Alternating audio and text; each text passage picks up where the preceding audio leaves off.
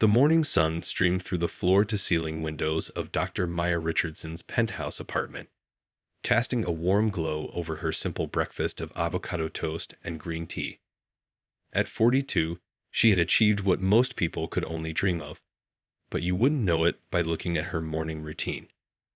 She still woke up at 5 a.m., just like she did 15 years ago when she was coding in her tiny apartment, surviving on instant noodles and determination. Running her fingers through her natural curls, Maya smiled at the memory of those early days.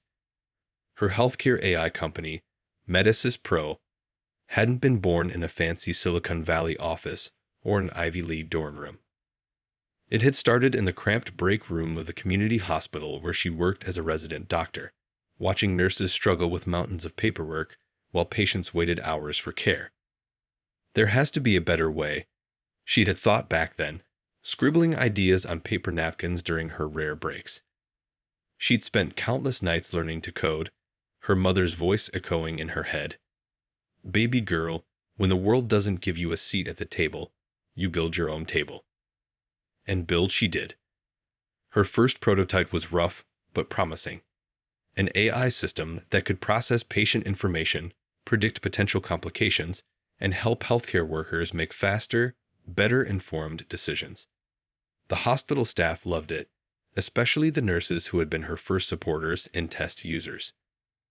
Maya pulled on her favorite cashmere sweater and comfortable designer pants. A far cry from the clearance rack clothes she used to wear, but still without any flashy logos or obvious brands. Success hadn't changed her preference for subtle quality over showy wealth. Her mother had taught her that true class wasn't about what you wore, but how you carried yourself. As she packed her laptop into her leather bag, Maya checked her phone. The upcoming investor meeting in San Francisco could change everything. Medisys Pro was already helping hundreds of hospitals across the country, but with this new round of funding, they could expand globally. She thought about all the lives they could impact, especially in underserved communities like the one she grew up in. Her assistant had booked her a first-class ticket, a business necessity these days, as she used flights to prepare for meetings and catch up on work. Maya remembered her first business flight, how she'd sat in economy, clutching her laptop with her precious code, too excited to sleep. Now, a decade later, her company was valued at over $3 billion, making her one of the few black women billionaires in the tech industry. But Maya knew the numbers in her bank account hadn't changed how some people saw her.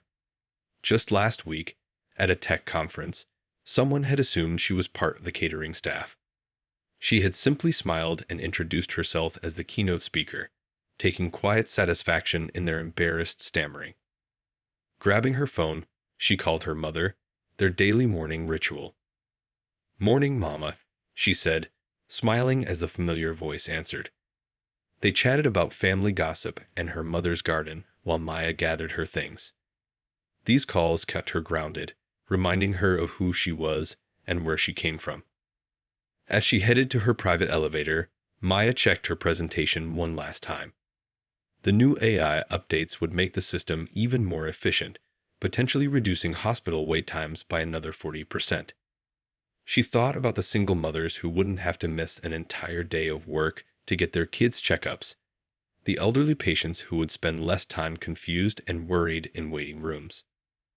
Her driver, who had been with her since her first year of success, greeted her with a warm smile. "Big day today, Dr. Richardson?" he asked, opening the car door. Maya nodded, returning his smile. "Every day we get to help people is a big day, Mr. Chen." As the car pulled away from her building, Maya felt that familiar mix of excitement and responsibility in her chest. She had meetings to attend, a plane to catch, and countless decisions to make. But most importantly, she had the chance to keep making a difference, to keep building that table her mother had talked about, one that would have room for everyone who needed a seat. The airport was bustling with its usual morning rush when Maya walked through the first-class lounge doors. She had just finished a quick video call with her development team, discussing last-minute updates to their presentation. Her small carry-on contained everything she needed. She'd learned long ago that efficiency was key to frequent business travel. At the lounge reception, the attendant did a double take at her membership card, glancing between it and Maya's face. Maya was used to this momentary hesitation, this split second of disbelief that seemed to follow her into high-end spaces. She simply maintained her warm smile, the one her mother had taught her to wear in moments like these. "Good morning," Maya said pleasantly, sliding her platinum membership card forward. The attendant quickly composed herself and processed the entry, though her smile seemed a bit too forced.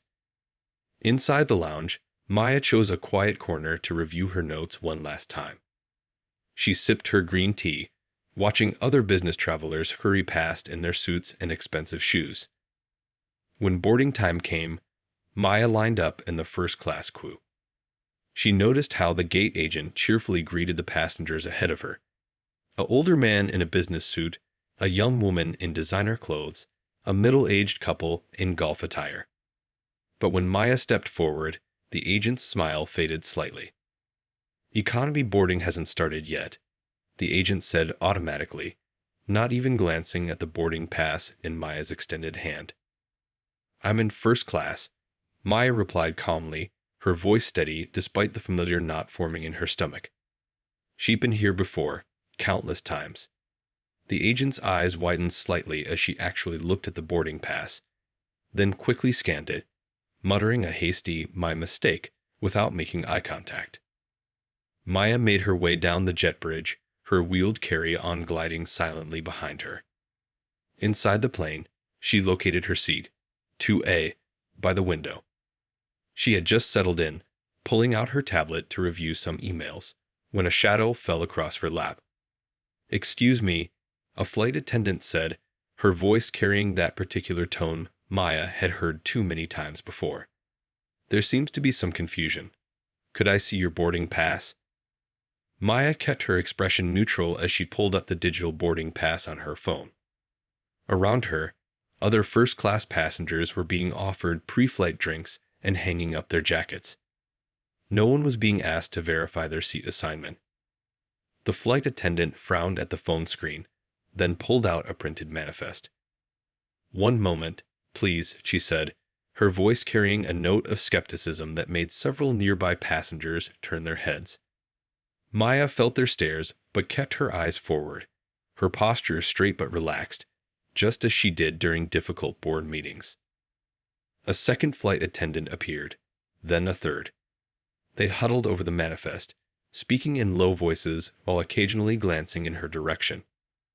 Maya continued scrolling through her emails, appearing absorbed in her work while her heart beat a little faster. She thought about her mother's words from so many years ago. "Keep your dignity, baby.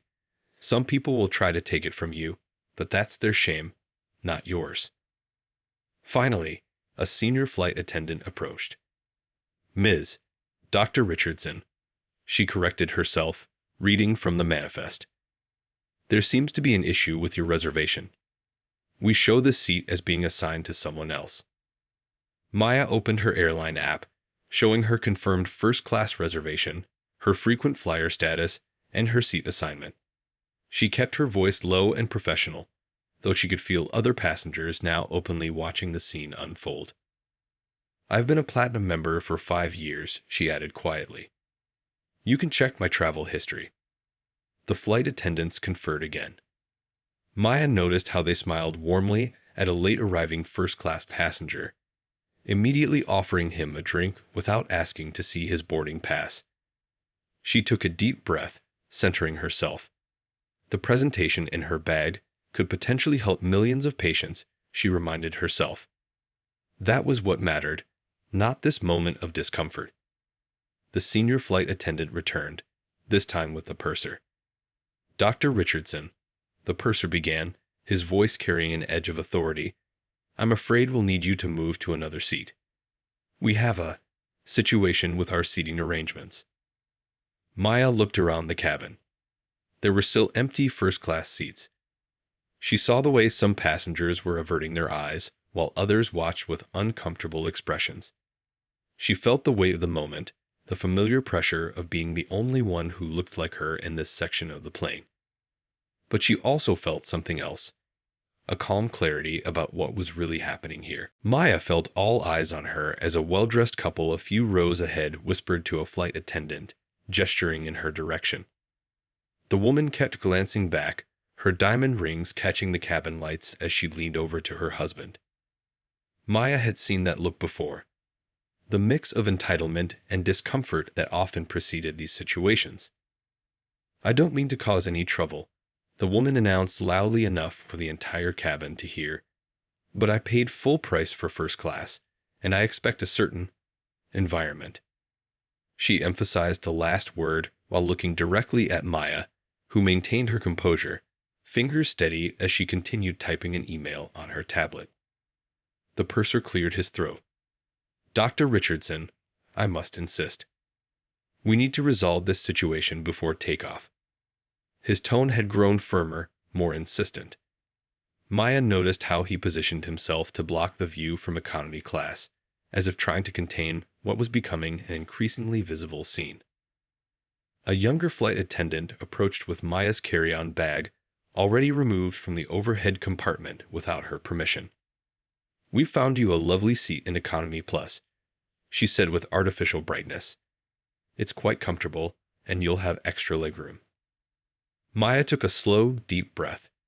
She thought about her upcoming presentation, about the hospitals waiting to implement her software, about the patients whose lives could be improved. She had built her company by choosing her battles wisely, by knowing when to stand firm and when to redirect her energy to more important goals. "May I see the manifest again?" Maya asked quietly, her voice steady despite the humiliation burning in her chest. The purser reluctantly handed it over, and she noticed his hands were slightly sweaty. Maya pulled out her phone and, without saying a word, began taking pictures of the document. The purser's face changed. "Ma'am, you can't photograph airline documents." "Doctor," Maya corrected him softly, "and I believe my legal team will find these documents relevant." She kept her voice low, professional. "Along with the security footage from the gate and this cabin, showing how other passengers were treated compared to me." A nervous silence fell over the first-class cabin. The complaining couple suddenly became very interested in their phones. The flight attendants exchanged uncertain glances. Maya stood up slowly, smoothing her cashmere sweater. "I'll move to economy," she said, maintaining eye contact with the purser. "But I'd like all of your names for my records." She paused, then added, "And I'd like to speak to the captain before we take off." "The captain is preparing for departure," the purser said quickly. "We're already behind schedule." Maya nodded, picking up her tablet. "Then I'm sure the airline's PR team will be interested in explaining why the only black woman in first class was forced to move despite having a valid ticket." She kept her voice matter-of-fact, without anger or threat. "Especially given my company's frequent business with your airline." The younger flight attendant's eyes widened with recognition. "Wait, are you Medisys Pro?" she whispered to her colleague. The news seemed to ripple through the cabin crew, but it was too late to undo what had been done. Maya gathered her belongings with deliberate calm. As she moved toward economy class, she held her head high, just as her mother had taught her. She could feel a mix of shame and discomfort from some passengers, while others seemed satisfied with the outcome.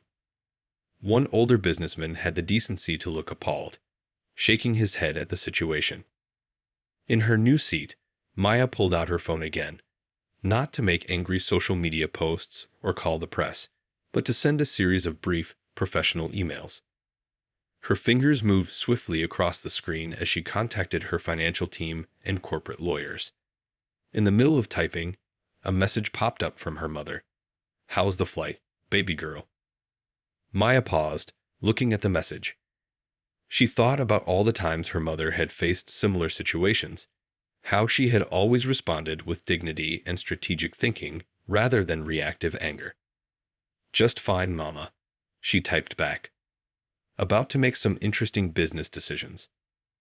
As the plane began to taxi, Maya opened her airline's investor relations page. She noticed that their stock had been struggling lately, and they were actively seeking new investors to stay competitive in the market. A small smile crossed her face as she began drafting notes for what would become much more than just a complaint to customer service. Sitting in economy class, Maya pulled out her noise-canceling headphones and opened her laptop. To anyone watching, she looked like just another passenger working during her flight. But her mind was racing with possibilities, analyzing angles like she did when playing chess with her grandfather as a child. She clicked through several financial reports about the airline. Their stock had dropped 30% over the last year. Customer satisfaction was at an all-time low. They needed a major investment to upgrade their aging fleet and compete with newer airlines. Maya smiled slightly. She had found her opening. Her phone buzzed with a text from her chief financial officer.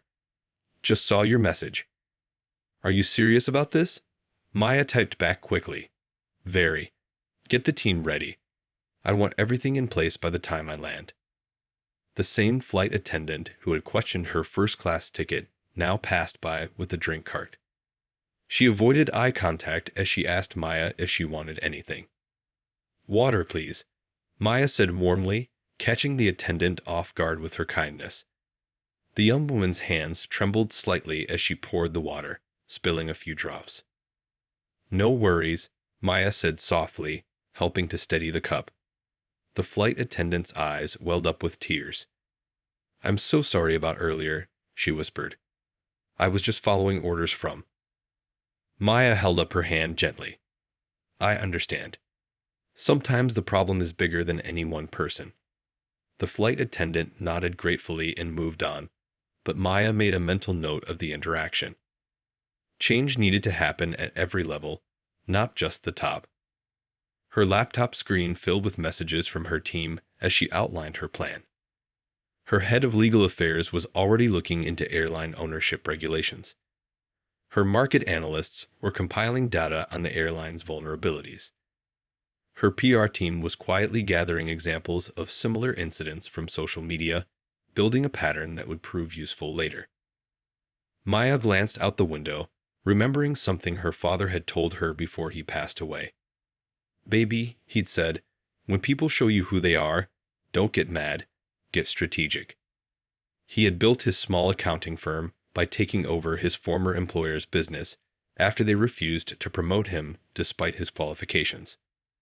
Opening a secure messaging app, Maya contacted her friend who sat on the board of several airlines.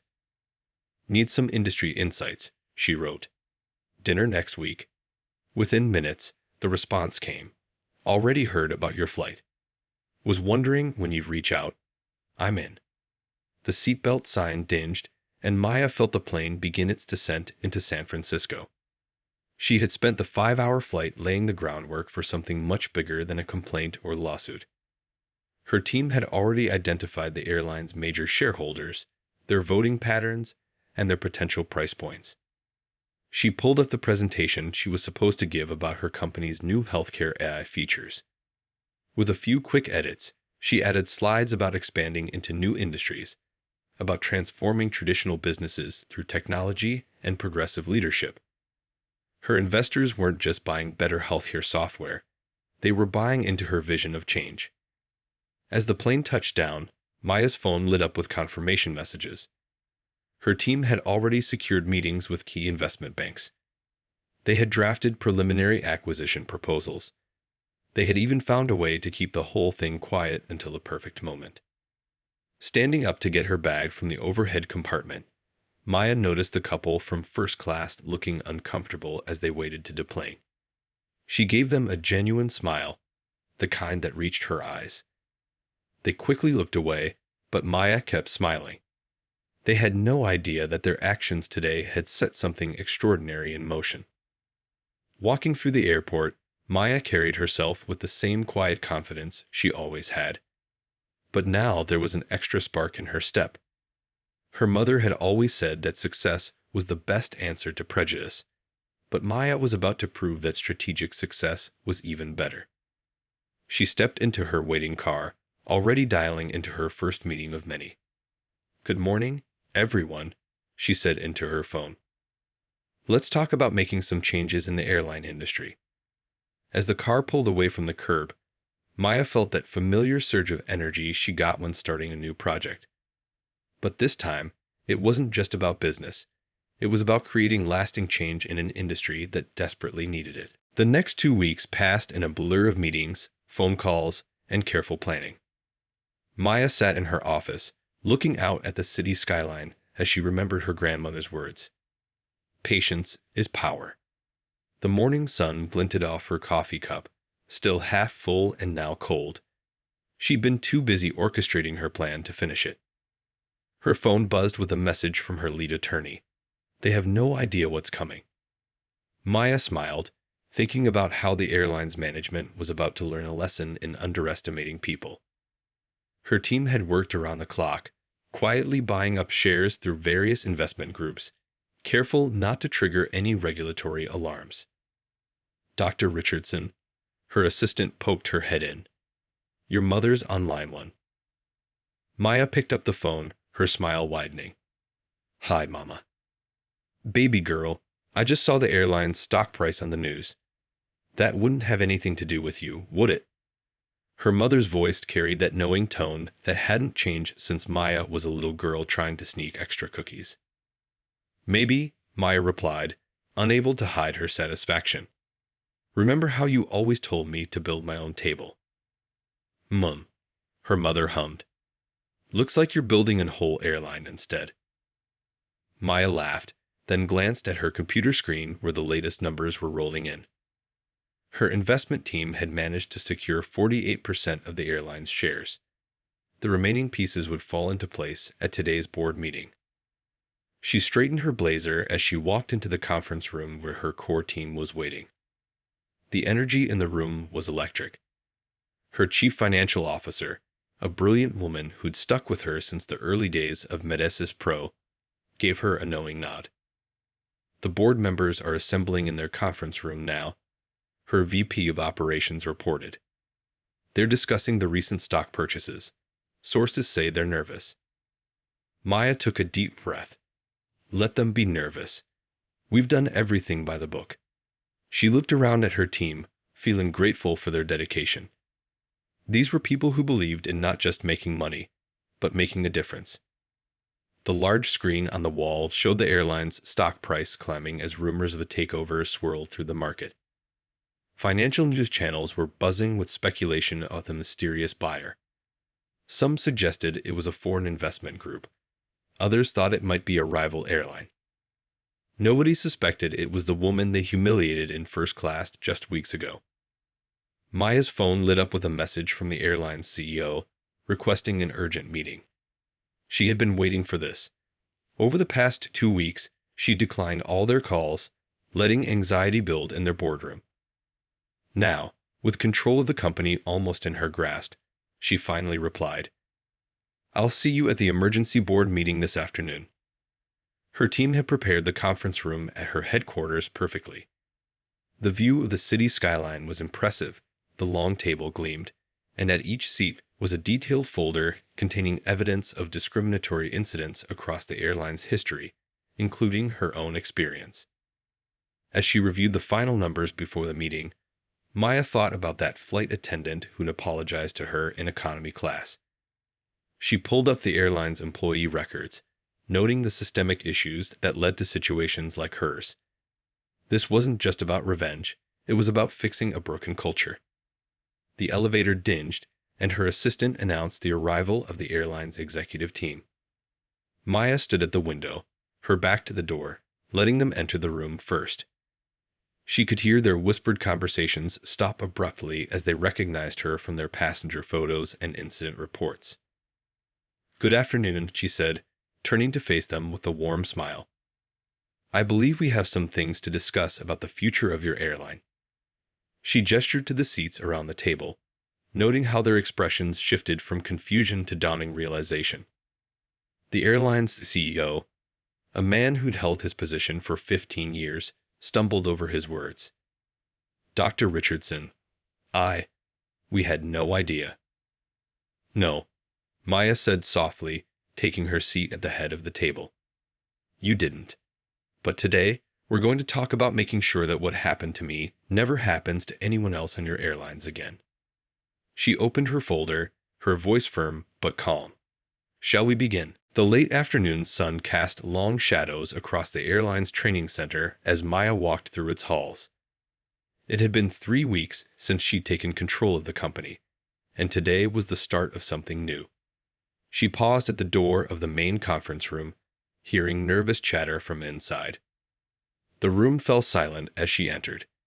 Sitting there were the same flight attendants and crew members from her fateful flight, along with other staff members who'd been involved in similar incidents over the past year. Their faces showed a mix of anxiety and uncertainty about why they'd been called in. "Good afternoon," Maya said warmly, setting her laptop down at the front of the room. "I'm sure you're wondering why you're here." She noticed the flight attendant who'd served her water in economy class sink lower in her seat, likely expecting to be fired. "You're not here to lose your jobs," Maya continued, seeing visible relief sweep through the room. "You're here because you're going to help me change this airline from the inside out." She clicked to her first slide, showing statistics about customer complaints related to discrimination. The purser who'd asked her to move from first class raised his hand hesitantly. "Dr. Richardson, I want to apologize for." Maya held up her hand gently. "This isn't about apologies. It's about growth." She walked closer to the group. "Each of you has been chosen because you've been involved in incidents that highlight the problems in our industry. That makes you the perfect people to help fix them." She outlined her plan. These staff members would become the core team of a new training program. They would share their experiences, help design new protocols, and teach others how to recognize and address their own biases. It wasn't a punishment. It was a chance to be part of the solution. The young flight attendant who'd apologized on the plane spoke up, her voice shaky but determined. "But why trust us with this, after how we treated you?" Maya smiled, remembering her mother's words about turning opponents into allies. "Because you've seen the problem firsthand. You understand it in a way that someone reading about it in a manual never could. And most importantly, you showed remorse and a willingness to learn." Over the next few hours, Maya watched as the group began to open up. They shared stories of times they'd made assumptions about passengers, times they'd followed discriminatory orders from supervisors, times they'd wanted to speak up but felt they couldn't. The atmosphere in the room shifted from tension to engagement. One of the gate agents admitted how she'd been trained to profile certain passengers, making assumptions based on appearance. "I always felt uncomfortable about it," she said, "but I thought it was part of the job." Maya pulled up another slide, this one showing the airline's new training materials. "From now on, it's not part of the job. We're rewriting every protocol, every guideline, every training manual, and you're going to help us do it right." She shared her vision for the airline.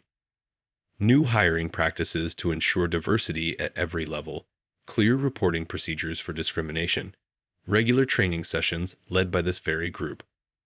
But most importantly, a complete culture change that would ripple through the entire industry. As the sun set outside, Maya noticed something remarkable happening in the room. The same crew members who treated her with suspicion were now eagerly suggesting improvements to the training program.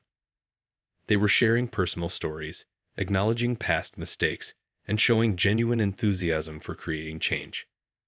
The purser, who looked so uncertain at the start of the meeting, raised his hand again. "Dr. Richardson, I have an idea about how we could better handle seeking verification without making assumptions." Maya nodded encouragingly, watching him sketch out his proposal on the whiteboard. This was exactly what she'd hoped for, not just compliance with new rules, but active engagement in creating better ones. As the meeting wrapped up, Maya saw the young flight attendant lingering behind. "Dr. Richardson," she said softly.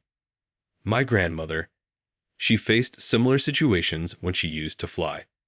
She eventually quit being a passenger altogether. I wish you could see what you're doing here."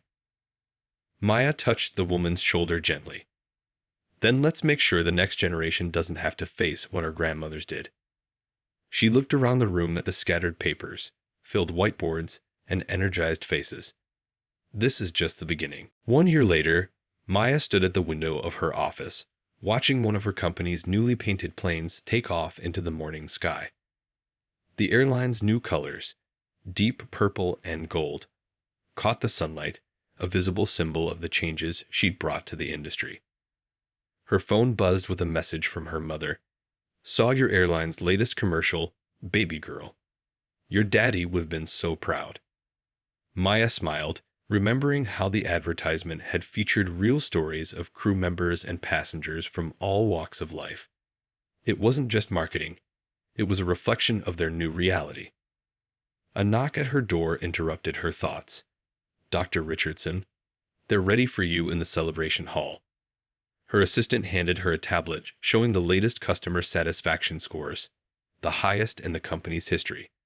But it wasn't just the numbers that made Maya proud. She walked through the building, passing walls decorated with photos of their diverse staff and leadership team. Employees smiled and waved as she passed, not with the nervous deference she'd seen in her first days of ownership, but with genuine warmth. This was the culture she'd worked to build. The celebration hall was packed with employees from every level of the company.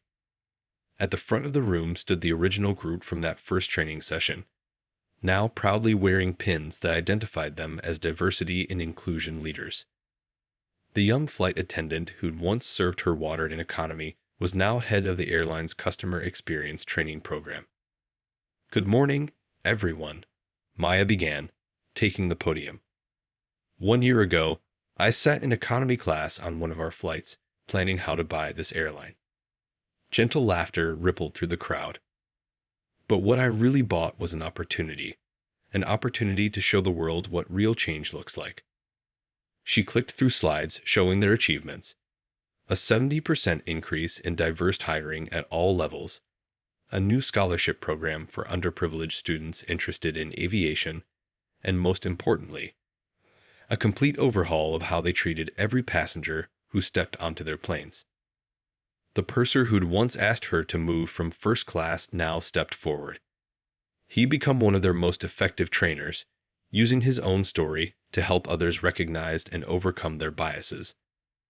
Dr. Richardson didn't just change an airline, he said, his voice carrying across the quiet room. She changed how we see ourselves and each other. Maya watched as he presented their latest initiative, a partnership with other airlines to share their training programs and best practices.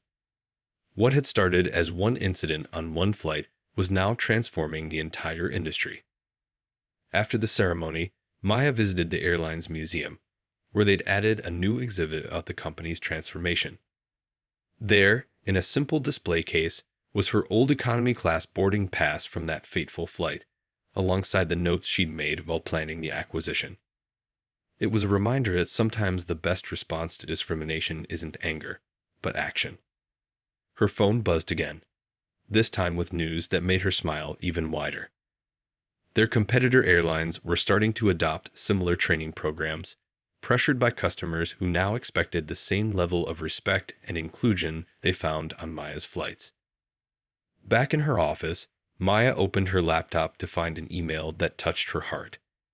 It was from a young black girl who'd flown first class on one of their planes last week. The crew made me feel like I belonged there, she wrote.